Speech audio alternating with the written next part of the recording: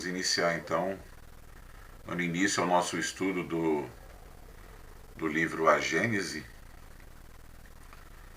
E nós vamos iniciar sempre com a leitura, né? Caso as pessoas forem clicando aí para entrar, a gente vai autorizando. Vamos começar com a leitura aí do texto. Como é que você quer fazer aí, meu pai? Você quer ler todo o texto da introdução e depois a gente volta, fazemos apontamentos? Como é que você imagina? Olha, talvez se lermos aí o texto todo, a gente corre o risco de perder alguma coisa. Sim. E eu acho que a própria importância dos parágrafos vai dar para a gente definir, ó, vamos parar aqui, Sim. né? Eu acho que por etapas, eu penso. Tá. Bom, eu vou sair um pouquinho da tela aqui porque realmente eu tenho que apresentar aqui, né? E vamos lá. Começar a fazer a leitura aqui então. A tradução do livro que nós estamos lendo é a tradução de Evandro de Bezerra, né? Cadê? Deixa eu pegar aqui como que é o começo dele aqui. Noleto Bezerra. Evandro Noleto Bezerra. É essa versão aqui, né? Do livro. Uma tradução mais fácil também de ser entendida, né? Português mais coloquial, né? Mais atualizada. Isso, é. Então vamos lá. Eu vou lendo aqui depois, se você quiser, meu pai, daí você vai me parando aí, a gente vai falando, tá? Tá. A primeira edição publicada em janeiro de 1868. Essa nova obra é um passo a mais no terreno das consequências e das aplicações do Espiritismo. Conforme indica o seu título, ela tem como objetivo o estudo dos 3 pontos até agora diversamente interpretados e comentados: a Gênese, os milagres e as predições, em sua relação com as novas leis que decorrem da observação dos fenômenos espíritas. Eu destaquei isso aqui, porque até coloquei lá no grupo, porque é importante a gente já entender qual é o objetivo do estudo, qual é o objetivo do livro, né? O que ele vem trazer para nós. E aí é sempre aplicando essa ideia, né? Porque o livro ele não veio mudar nada, como o Kardec não veio mudar nada e é o princípio básico, né? Mas ele vem explicar as coisas que para nós foram tidas como fenômenos ou foram tidas como fora do natural, né? Sobrenatural, né? E que com a observação dos fenômenos espíritas passam a ser mais entendíveis, passam a ser mais factíveis, né? Mais fácil de você conseguir entender, né? A Gênese, os milagres, né? E as predições. 2 elementos, ou se quiserem 2 forças, regem o universo: o elemento espiritual e o elemento material. Da ação simultânea desses 2 princípios resultam fenômenos especiais que se tornam naturalmente inexplicáveis, desde que se abstraia de um deles, do mesmo modo que a formação da água seria inexplicável se não se levasse em consideração um dos seus elementos constituintes, o oxigênio ou o hidrogênio. Bom, aí eu gostaria de comentar um pouco. É interessante que até a vinda do Espiritismo, nós tínhamos uma vivência totalmente material, e nós tínhamos um espiritual como uma coisa mística, uma descrição ou informações de que, de alguma forma, se teria uma vivência no mundo espiritual de acordo com a vivência que nós tivéssemos tido na Terra. Mas ficava muito vago, muito vago. Nós tínhamos, acho que na verdade, uma desinformação muito grande. Agora, quando se fala aqui, nesse momento aqui, que exatamente está dando a importância eu diria, da interação do mundo espiritual com nós, eu não sei se eu estou conseguindo me explicar, em tempo integral. Na constância, né? Isso. É uma relação incessante do mundo espiritual com o mundo material. E quando a gente fala incessante, é incessante mesmo. Porque até os nossos sentimentos e pensamentos, eles têm vida.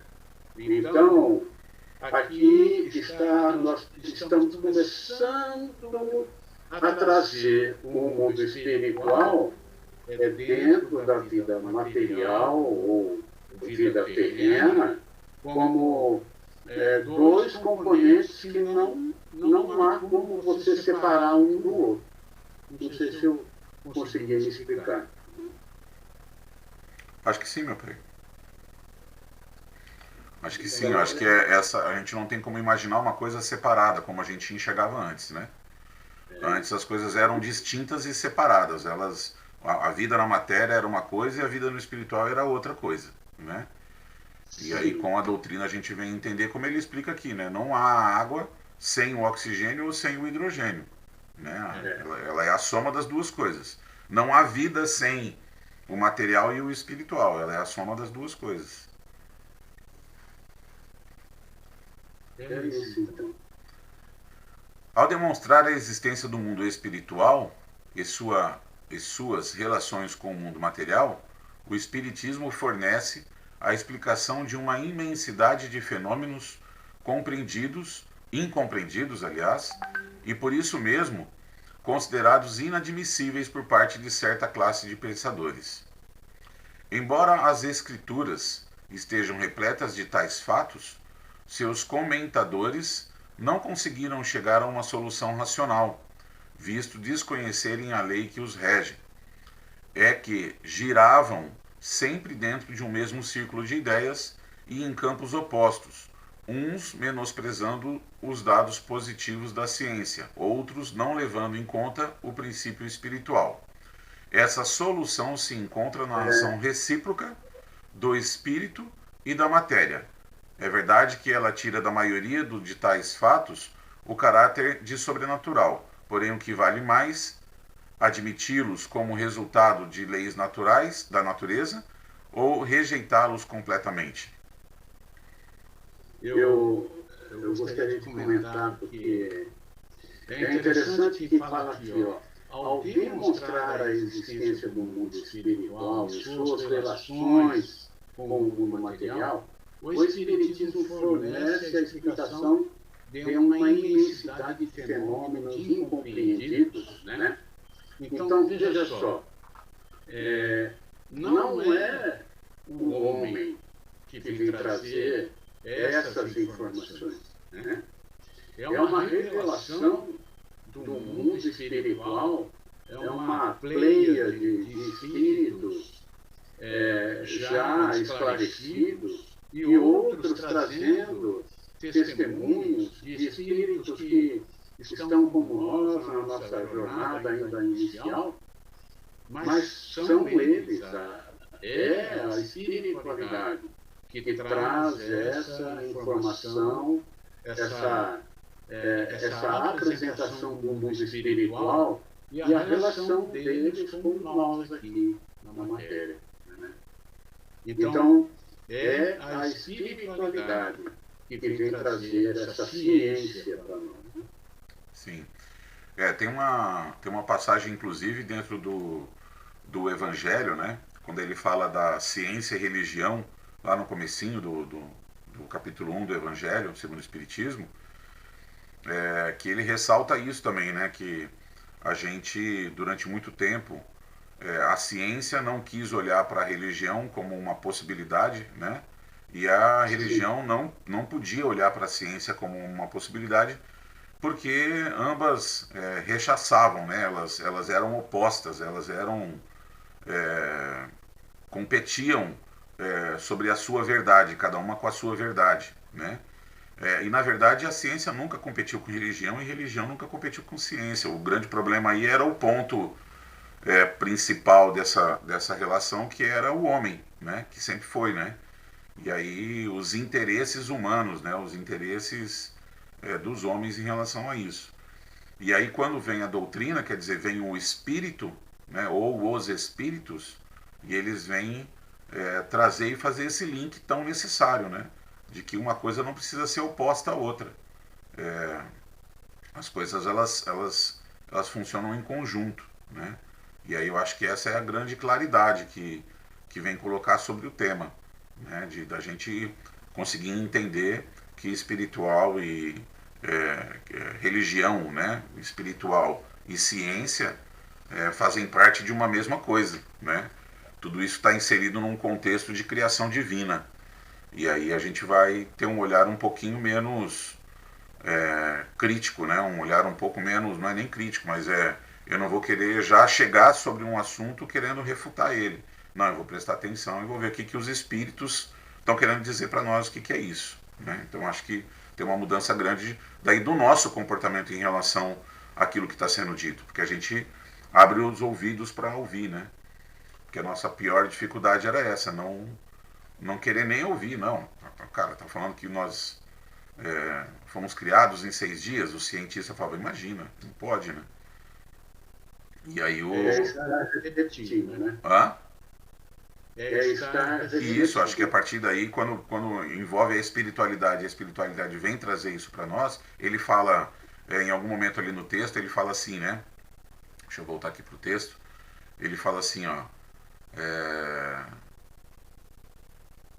que giravam sempre dentro do mesmo círculo de ideias e em campos opostos, né? Todo mundo que tentava explicar isso ficava rodopiando no mesmo lugar porque não queria absolutamente olhar a possibilidade do outro, né? E porque o outro era muito distante, né, meu pai? Ele era uma coisa que realmente não faria nenhum sentido. Quando vem a explicação da nossa doutrina, né, daí a gente consegue entender, né? Quando ele fala, essa solução se encontra na ação recíproca do espírito e da matéria. E aí a gente vai ter que fazer uma escolha. Ou a gente vai admitir isso como uma lei natural, olhando para tudo que a espiritualidade vai explicar para nós, nós vamos entender que todo esse processo faz parte da natureza e que, sendo uma criação divina, não poderia fugir às leis da natureza. Então, depois nós vamos entrar mais profundamente, né? Mas não seria possível, não é que não seria possível, mas não seria lógico, não seria racional esse Deus criar todas as coisas em 6 dias e descansar no sétimo, né? As coisas precisam de tempo para amadurecer, as coisas precisam de tempo para evoluir. Então nós vamos ter que assumir que talvez esses 6 dias não sejam dias, né? E aí, enfim, depois nós vamos entrar no estudo. Mas ou eu vou aceitar isso como alguma coisa natural, né? Ou eu vou continuar rejeitando isso e não vou querer entender, né? É, é bem isso aí mesmo. E vamos lá, quais são as consequências, né? Sua rejeição absoluta acarreta a negação da própria base do edifício, ao passo que a admissão a tal título, suprimindo-se apenas os acessórios, deixa intacta a base. É por isso que o Espiritismo conduz tantas pessoas à crença em verdades que elas antes consideravam meras utopias. Esta obra é, pois, como já dissemos, um complemento das aplicações do Espiritismo de um ponto de vista especial.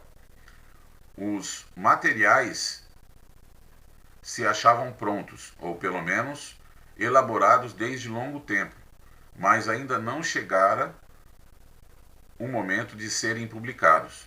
Era preciso, primeiramente, que as ideias destinadas a lhe servirem de base houvessem chegado à maturidade, e, além disso, que se levasse em conta a oportunidade das circunstâncias. Então, Mesmo aí eu penso que é a maturidade intelectual ou a compreensão do homem, né? Então, a experiência, a maturidade e a própria ciência também. acho que Kardec aí utiliza como parâmetro na hora de publicar, na decisão, né, de publicação ou qualquer coisa nesse sentido, ele usa como parâmetro esse tempo que a gente precisa para absorver novas ideias. E ele vai falar na sequência aí que teve que aguardar um tempo depois de o lançamento de O Livro dos Espíritos, né? Para poder soltar novas obras. Era necessário que a gente amadurecesse, e mais do que isso, era necessário que a gente comprovasse ou negasse tudo aquilo que estava em O Livro dos Espíritos, né? Que ia ser colocado em prática, ia ser trazido daí para a vivência, né? E aí a vivência provaria estar certo ou estar errado, através de vários médiuns, através de várias reuniões, através da Sociedade Espírita Parisiense, enfim, de tudo isso que foi colocado em prática, né? É isso aí. O Espiritismo não tem mistérios nem teorias secretas. Tudo nele deve ser dito com clareza, a fim de que todos o possam julgar com conhecimento de causa. Cada coisa, entretanto, tem de vir a seu tempo, para vir com segurança. Uma solução dada precipitadamente, antes da elucidação completa da questão, seria mais uma causa de atraso do que de avanço. A importância do assunto que aqui tratamos nos impõe o dever de evitar qualquer precipitação. Antes de entrarmos na matéria, pareceu-nos necessário definir claramente os papéis respectivos dos espíritos e dos homens na elaboração da nova doutrina. Essas considerações preliminares, que dela afastam toda a ideia de misticismo, fazem o objeto do primeiro capítulo, intitulado Caráter da Revelação Espírita. Pedimos séria atenção para esse ponto, porque, de certo modo, aí está o nó da questão. É como você pedir cautela, prudência, né, bom senso, em colocar o olhar sobre esse material. Né? Sim. Eu até destaquei bastante aqui porque a gente precisa ter o cuidado de olhar nas entrelinhas, né? E as definições que ele faz, né? Porque essa definição exata, né, dos papéis do que é dos espíritos e dos homens, nessa elaboração da doutrina, é muito forte e, na minha opinião, é o caráter principal. A nossa doutrina é a doutrina dos espíritos e não dos encarnados. O que os encarnados acham pouco importa. O que os encarnados interpretam dos ensinamentos da doutrina não foi levado em consideração, né? Isso não é avaliado, isso não é considerado em nenhum momento os achismos, né, da gente. E para mim, particularmente, esse é o grande ponto da doutrina, é a grande força da doutrina, porque ela é dos espíritos. Ela é uma doutrina que em nada tem a nossa interferência, né? Não tem interferência das opiniões humanas de encarnados, né? Então esse é o grande ponto forte da nossa doutrina. A doutrina, ela com esse cuidado da espiritualidade, ela de alguma forma ela sempre vai ter o perfil científico. Sim. Para que não haja interpretação errada. Né? Sim. Eu falo isso sobretudo, meu pai, porque nos tempos atuais é muito comum surgirem novas filosofias e novas crenças que não estão embasadas, que não estão alicerçadas na orientação espiritual. A orientação não é dos espíritos. E, sobretudo, porque precisa-se ter o cuidado, e nós vamos ver isso nesse capítulo 1, quando ele está falando, olha, presta bastante atenção, porque aí está o nó da questão, pelo seguinte, Kardec ele não pega só, veio um espírito aqui, se comunicou, falou, e aí eu tomei isso por verdade. Né? Ele não age dessa forma. Então não é porque tem um espírito dizendo e tem um médium recebendo que isso tem que ser tomado como verdade, né? Que eu acho que é o ponto central da nossa doutrina.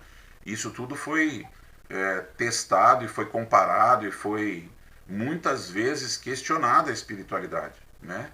Ele recebia orientação de um lado e ele questionava outro espírito do outro lado para ver se confirmava aquilo através de outro médium, através de...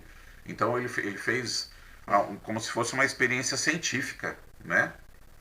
Ele usa isso como uma experiência científica. E aí eu acho que está a força da doutrina. Hoje em dia surgem muitos temas, muitas teorias que são interpretações humanas, que são tentativas humanas de mudar nomes e coisas que já estavam na doutrina, né? A fim de talvez angariar o mérito para si, né? Para as várias linhas de interpretações e tudo mais. E esse pecado a doutrina não comete, né? E eu penso que não é só também na doutrina, né? A gente sempre tem que usar o bom senso em tudo, né? E quando você vai ler, estudar um material, esse cuidado tem que ser como primeira regra, né? O bom senso, o cuidado, até porque para que você não perca nada do estudo. Sim. O texto saiu da tela. Saiu, agora está aqui, né? Sem prejuízo da parte que toca a atividade humana na elaboração dessa doutrina, a iniciativa da obra pertence aos espíritos, que é o que a gente estava dizendo, né? Embora não constitua a opinião pessoal de nenhum deles, ela não é e nem pode deixar de ser senão o resultado do ensino coletivo e concorde por eles dado. Somente sobre tal condição podemos chamá-la doutrina dos espíritos. De outra forma, seria apenas a doutrina de um espírito e teria valor de uma opinião pessoal. É isso, né? Eu até antecipei aqui o meu comentário, mas eu acho que essa é a força, né? Não se trata de uma opinião isolada de um espírito. É a opinião de vários e é o concorde entre todos eles.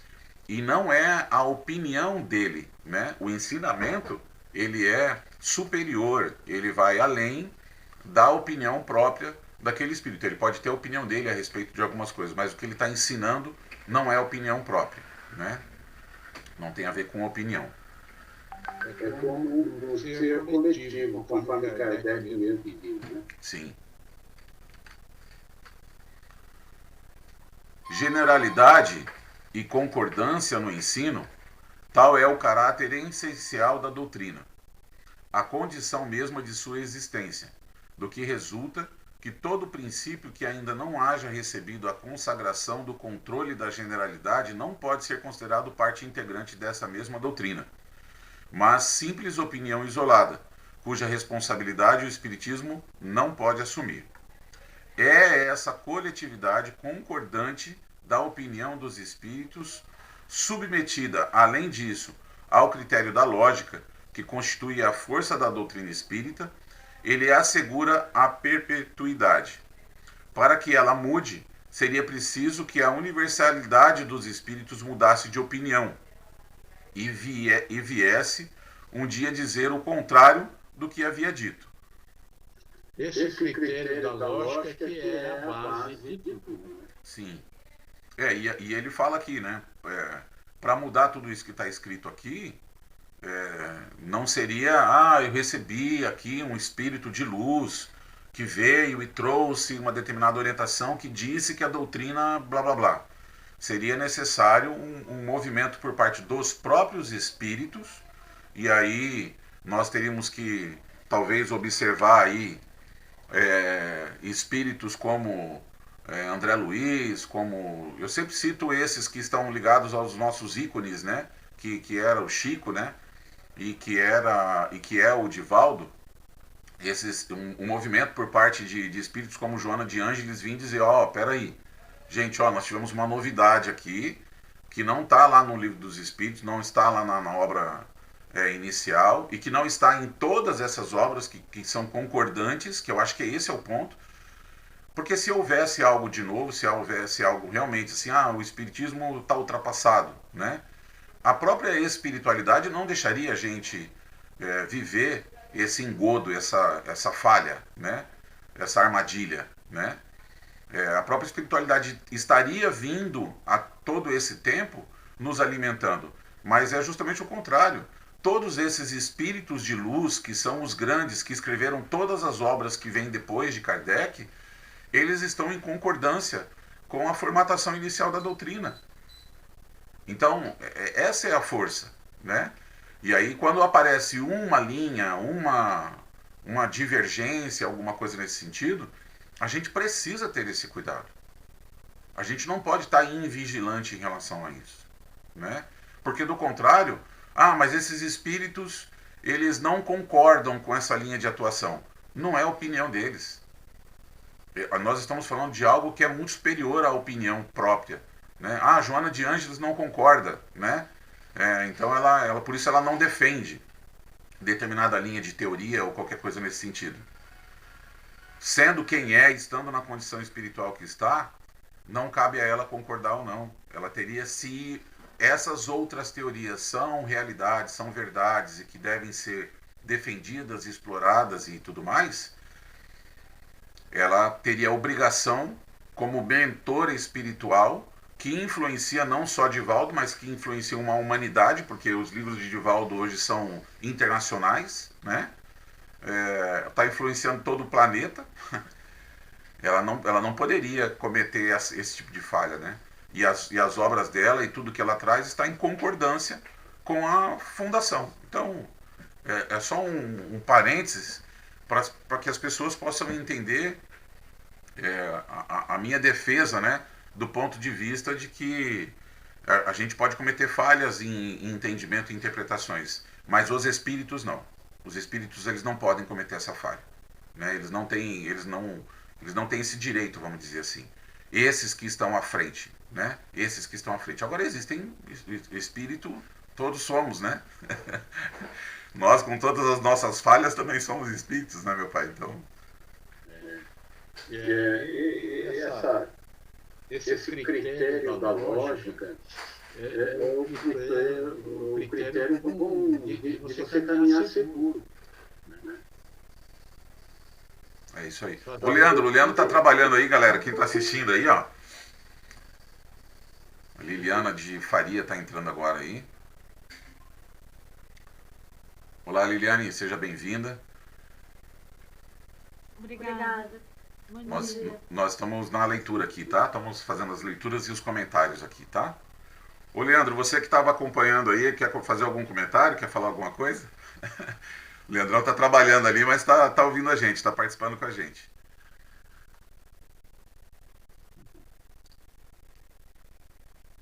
Beleza, vamos lá.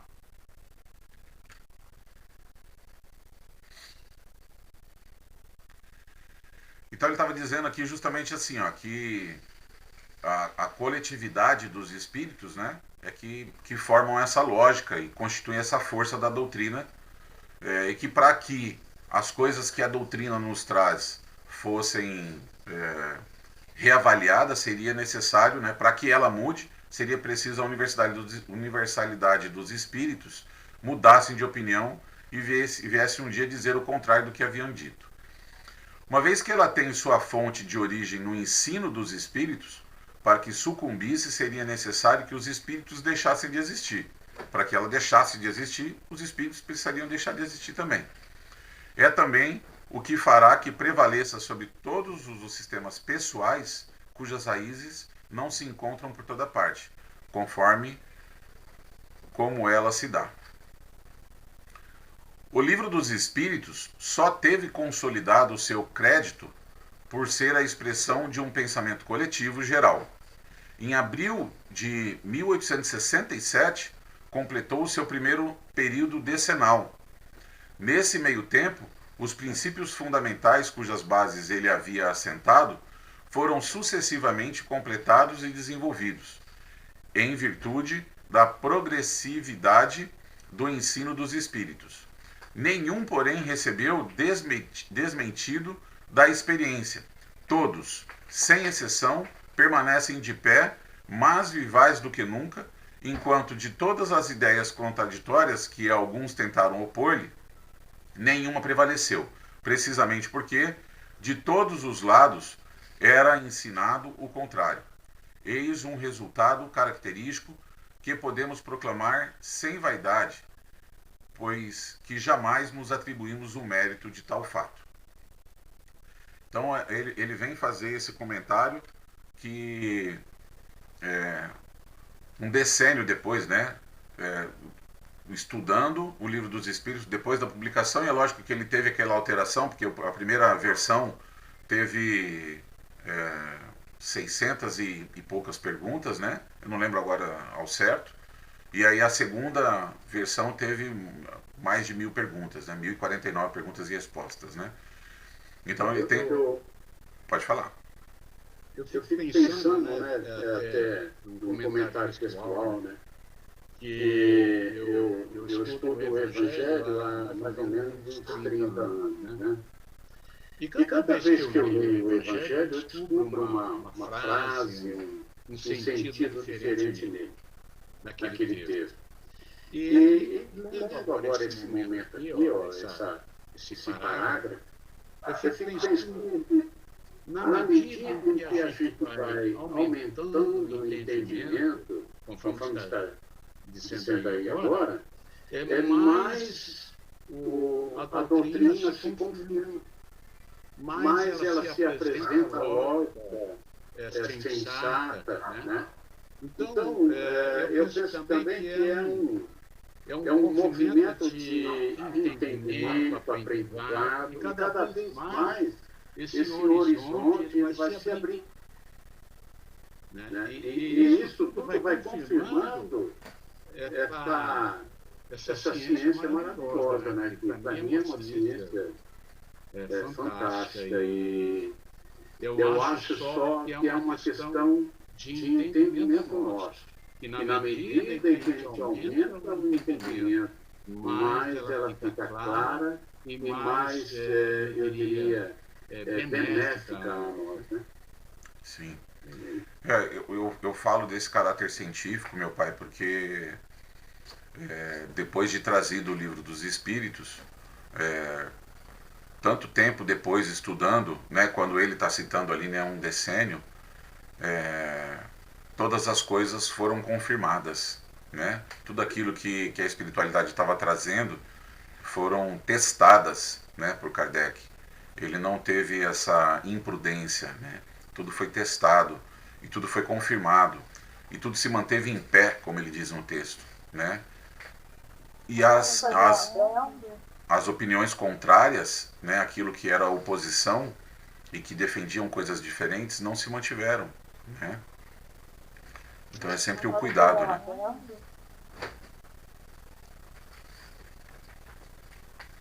No Livro dos Espíritos, quando ele começou a fazer o estudo dele, né, ele buscou ao redor do mundo outras pessoas que também passavam pela mesma experiência. E as experiências foram comprovadas ao redor do mundo.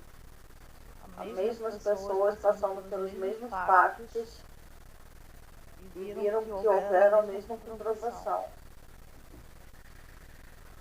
essa confirmação científica, né? A forma da ciência de fazer e repetir o teste e testar de novo e testar de novo, e o resultado que vai se confirmando, né? Então, eu até brinco de dizer, esses dias agora eu estava comentando ali no centro, imagina a quantidade de informação que chegou para ele e que ele não publicou, porque ele não teve confirmação, porque ele não teve como validar. Imagina esses manuscritos, imagina a quantidade de informação que tem ali e que ele não trouxe, né, ao público, né, porque não foi confirmado, não foi testado, não passou pelo teste da lógica, porque na formação de uma doutrina que perduraria por tanto tempo, imagina o trabalho da oposição, né, no sentido de tentar influenciar de forma negativa, né? Então a doutrina foi muito cuidada e precisou dessas confirmações. Então, realmente só veio para nós aquilo que foi filtrado, testado e retestado, né? Confirmado, como disse a Liliana aí, em vários lugares do mundo, né? E aí a gente não pode hoje cometer a grande falha, na minha opinião, de pegar qualquer coisa e sair acreditando e seguindo como se fossem verdades, por mais que tenha já uma grande quantidade de seguidores, né? Como é a formatação, como é a fundação daquelas coisas que estão sendo trazidas. E aí a gente precisa ter esse cuidado, né? Teorias múltiplas, né, que surgem. Vamos lá. Os mesmos escrúpulos, havendo presidido à redação de nossas outras obras, podemos, com toda a verdade, dizê-las segundo o Espiritismo, porque estamos certos da conformidade delas com o ensino geral dos Espíritos. O mesmo sucede com esta, que podemos, por motivos semelhantes, apresentar como complemento das precedentes, com exceção, todavia, de algumas teorias ainda hipotéticas, que tivemos o cuidado de indicar como tais e que devem ser consideradas simples opiniões pessoais, enquanto não são confirmadas ou contraditadas, a fim de que não pese sobre a doutrina espírita a responsabilidade dela. Olha o cuidado, né, dele de sinalizar quando era a opinião dele e que isso não deve ser tomado como responsabilidade da doutrina, né? Aliás, por isso que ele foi considerado a imagem do bom senso. Né? Sim. Aliás, os leitores assíduos da Revista Espírita já devem ter notado, sem dúvida, sob a forma de esboços, a maioria das ideias desenvolvidas aqui nesta obra, conforme fizemos com relação às anteriores. Muitas vezes a revista representa para nós um terreno de ensaio, destinado a sondar a opinião dos homens e dos espíritos sobre alguns princípios, antes de os admitir como parte constitutiva da doutrina. Allan Kardec. Muito legal, hein? A gente tem acesso a um pouquinho da dinâmica dele, né? Ele pegava o texto, publicava na revista, a confirmação de vários textos, de vários médiuns, publicava na Revista Espírita, deixava dar um chabu, deixava dar confusão e haver outras confirmações, né, ou não. E aí depois é que ele, quando podia, confirmado, e ele sempre usa o termo concordância dos espíritos, quer dizer, vários espíritos concordando sobre o mesmo tema, aí sim, isso era tido como verdade e era trazido para dentro da obra. Né? E é interessante que a doutrina ela traz uma clareza sobre o mundo espiritual, seus habitantes, né? A relação desse mundo com o mundo material, de uma forma tão natural que você passa a compreender, né? Tudo. Muito bom. É isso aí. Acho que vamos encerrar, né, meu pai? Só com a introdução, se a gente for entrar ali entrar aqui no capítulo 1, da revelação espírita é justamente onde ele pede para que a gente tenha bastante cuidado, porque aqui é que está o nó da questão, né? E daí amanhã a gente começa por ele, Sim. né? O começo desse capítulo 1 são muitas perguntas que ele põe, né? Sim. E que são as dúvidas que estão por aí, né? Exatamente. Por aí também dá para a gente ter uma ideia do quanto vai ser importante o estudo, né? Sim. E passa rapidinho, né? Porque hoje já estamos chegando perto do nosso horário. Vamos parando e comentando. É isso, nós vamos publicar então no canal, tá? O vídeo, e aí aproveitando que a gente está aqui, as pessoas que estiverem assistindo, todos os dias, das 10 às 11, no link aí que a gente vai publicar aqui embaixo do nosso vídeo, né? Aqui nos comentários dos vídeos vai estar o link para quem quiser participar, o estudo sistematizado aí da Gênese. E aí, das 10 às 11, todos os dias, a gente vai estar reunido aqui para poder conversar sobre esse livro. Beleza? Achei interessante você colocar esse destaque que foi colocado no texto em algumas frases, e isso, de alguma forma, chama atenção. Né? Sim. É isso aí. Obrigado pelo estudo aí, viu, meu pai? Pelo apoio, pela parceria. Obrigado, viu, Leandrão? Obrigado. Um abração.